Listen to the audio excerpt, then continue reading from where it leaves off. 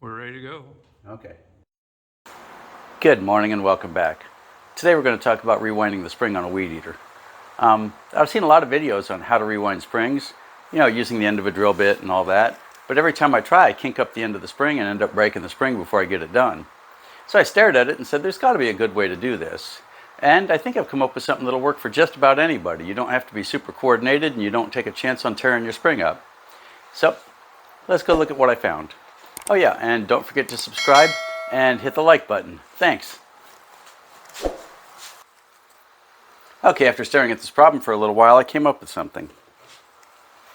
If I could put a socket right there and spin it, it would work. And it would give me a free hand to do the rest of it. So what we're going to do is we're going to sacrifice the socket to do the job. Oh, don't want to forget our safety glasses. Where are they at? Okay, we'll use these. I don't see the, right there in front of me. Okay, we'll put on our safety glasses.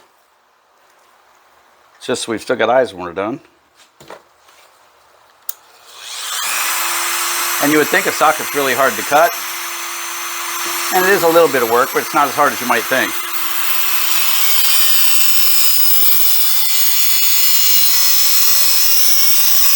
This will be the second one of these I've made. And if you're like me, you got a whole drawer full of old sockets just sitting around waiting to be cut up, waiting for a better life.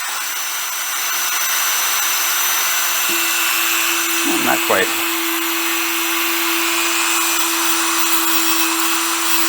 Go right here and we'll do it again.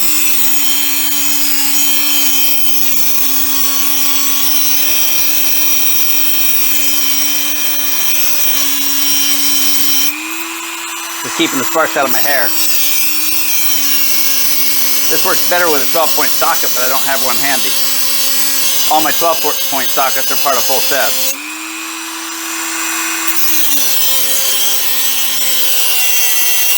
And no, it's really not that hot. You wouldn't want to stay in one spot for a long time, though.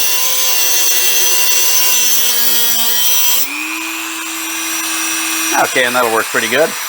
Looks like that hole's a little deep, so let's try to mash it up just for fun. Okay, now that we've got those two cut, we're going to go here.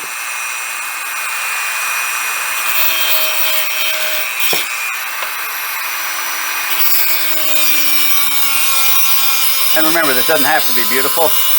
It's going to be a tool you only use occasionally.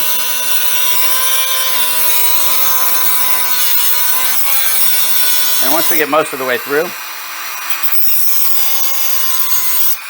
that should probably do it. Now we'll grab some pliers and snap it off. Socket material is a little bit more brittle than a lot of steel is. And there we have it. Okay, let's take our new socket we just made. We'll put this over it. Be careful, your socket's probably a little bit hot like mine is right now. We'll get it lined up on the spring. There we go.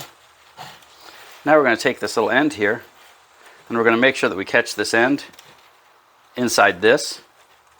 And we'll hold it down there. Remember, that's also going to be the part where it tries to jump out. Now go nice and slow so that it doesn't spider web on you. And I say nice and slow, this is still a whole lot faster than any other way I've seen. And we'll just make sure that our tie strap goes all the way around. We'll loosen it up. Now we're unwinding it to allow it to fit into the hole.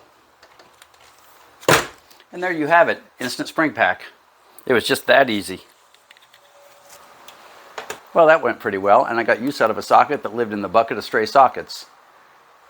Husqvarna uses especially small springs, and there's other weed eaters that also use these really little springs for the rewind mechanism.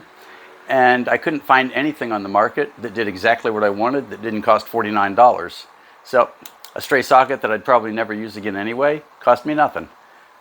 So I hope you liked it, and don't forget to subscribe. I'll see you next time.